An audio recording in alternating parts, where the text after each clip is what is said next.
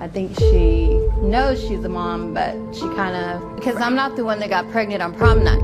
You wouldn't be having this problem. I pay for my tuition for college. Well, I can appreciate that. Your child. I actually don't know. All rise. Support court with Judge Vanda B is now in session. Judge, this is case number JVB 1061, Lopez case. Thank you. You're welcome. You all may be seated. Ms. Lopez, Yes, ma'am. you brought this case before the court. What's going on? Judge, I have a really great daughter. However, we have a kind of a bad situation. My daughter seems to be so busy sometimes that I think she knows she's a mom, but she kind of has other responsibilities that she's kind of putting in the forefront of everything. And so it's the last 2 years it's kind of gotten difficult for me. We have one baby girl, her name is London, and she's almost 2, and my daughter is trying to go to college. This case is anything but simple. At the center is a young mother trying to manage college classes, work responsibilities, and raising a child, while much of the day-to-day care has been provided by her own mother. The situation is emotional, complicated, and filled with difficult questions about family responsibility. As both sides share their experiences, the courtroom becomes a place where expectations meet reality. Judge Vanda looks beyond the emotions and focuses on the facts, carefully examining who has been providing support and what is truly in the child's best interest. What follows is a powerful discussion about accountability, sacrifice, and the challenges of balancing family, education, and financial obligations. Be a mom and, you know, everything else that she wants to be. And so it's just gotten to a point where it's kind of ridiculous because I need some assistance financially. And unfortunately, I'm not getting it. Okay. All right. And do you pay health insurance for the child?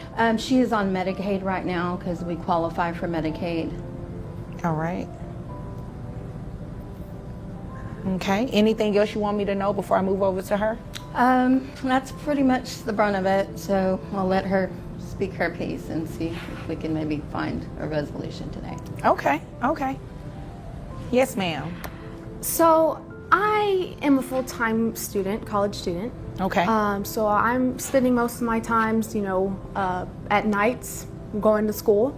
But on top of that, I also work for the university during the day. What do you do? I'm actually an intern, full-time intern for the psychology program. And so.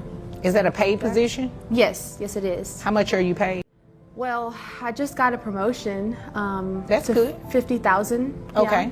I just feel like I work, all day. I go to school at nights. I don't come home. Congratulations. We all work all day. Yeah, I don't get home until like midnight, and I don't really see why it's a problem that my mother, the grandmother of my child, has to. Well, because I'm not the one that got pregnant on prom night. You wouldn't be having this problem. Okay. That wasn't my decision. Okay, but you're my mother, right? I you had always one said child. you wanted a grandchild, didn't I you? had one child. Yes, I wanted a grandchild, but it would have been nice if you would have got married first and had someone to share the responsibility with, not me. I can't do it by myself, though.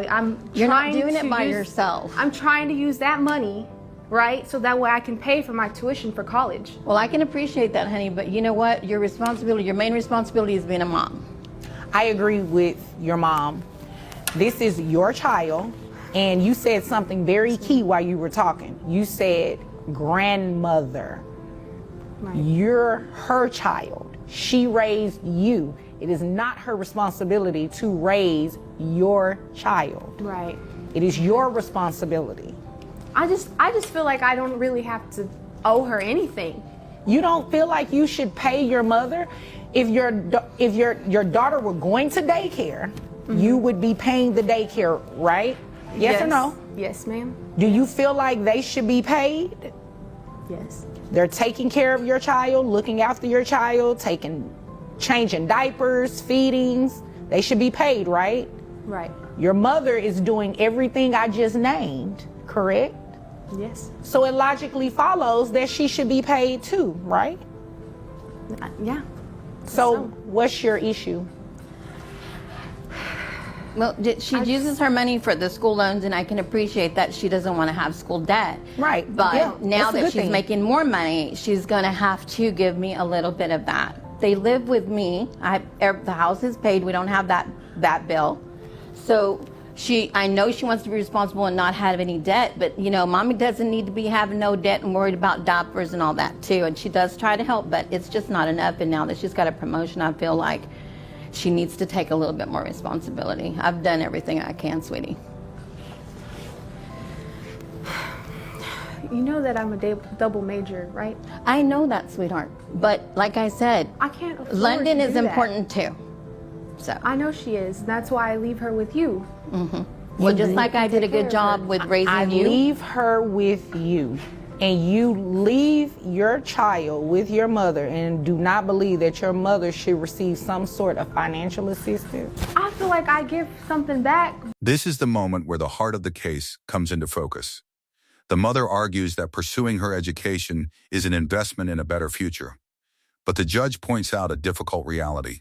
While she focuses on school, most of the daily responsibilities of raising the child have fallen on the grandmother. The discussion shifts from intentions to actions. Judge Vonda carefully examines who has been providing the time, care, and support needed to raise the child. For many viewers, the issue is not whether education is important, but whether parental responsibilities can be set aside while someone else carries the burden. It's a powerful moment that highlights the difference between planning for the future and meeting responsibilities in the present. I do get that education. What are you that giving degree. back by being in school? I'm giving her. What are your plans after school? Well, I'm majoring also in psychology, so I Okay. planned on opening my own clinic, doing a clinical psychologist, and then from there I could, take care of my own daughter by then. And just right now I need And some move assistance. Yeah, move out. And your mom still takes care of the baby? No, I could take care of the baby by then. I just need a little bit of help You and can assistance. take care of the baby by yourself now. Thank you, Judge. I appreciate that. So I'm still not hearing what your issue is. My issue is just, Because she's your mom, you don't believe you need to pay her something. that's what I thought. Because if you think about it, you really don't live there. You just going to sleep. Mom is taking care of the baby. You'd agree with me, right? If you're Yeah. coming in at midnight, the baby is with your mom all day. You're literally coming to the house, not seeing the baby, because if it's at midnight, the baby is asleep, I'm assuming. Right. And you're going right back out I to go tuck to her school in. and work. I tuck her in. She's already tucked in, so you just pull the covers over a little higher. I give That's her what you do? kiss Sometimes she night. wakes her up, Judge, and just to play You with her for a wake little up while. the baby at midnight. Just so I can give her a kiss, read her little stories, so that way there is some sort of bonding between us, since I do work, all night long and go to school and all that. Oh, well, that's nice. But what's going to be nicer is you're going to give your mother some of that money for taking care of your child, because she is footing the bill. She's taking care of everything. And if you think about it, technically you're not even living with her. You're only staying there at night for a couple of hours. And the baby is with your mom. And I'm assuming this happens on the weekends too? No, on the weekends she does stay home, and she does help. And like I said, she does like that.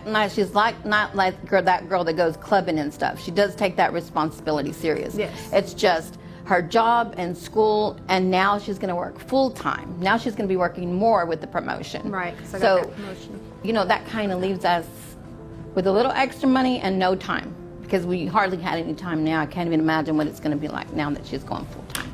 Okay, this is what we're going to do. We're going to start your child support so you can at least give mom some sort of assistance. Now, at the time that you move out of the house and you have the child on your own 100%, mom is not babysitting. Mom is not even babysitting.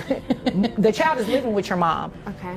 If the child is no longer living with your mom, your daughter is with you 100% of the time, then you can come back and see me to stop child support at that time. Okay. But until that happens, mom is going to receive some sort of financial break, essentially, Right. until that time happens. So It's going to be based off your income, and you just said that you make $50,000 a year now. So at $50,000 a year, that brings your gross to $4,167.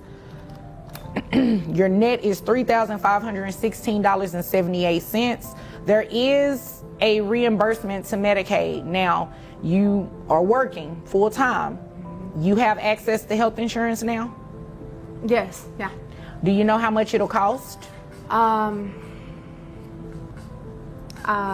actually don't know. I don't know.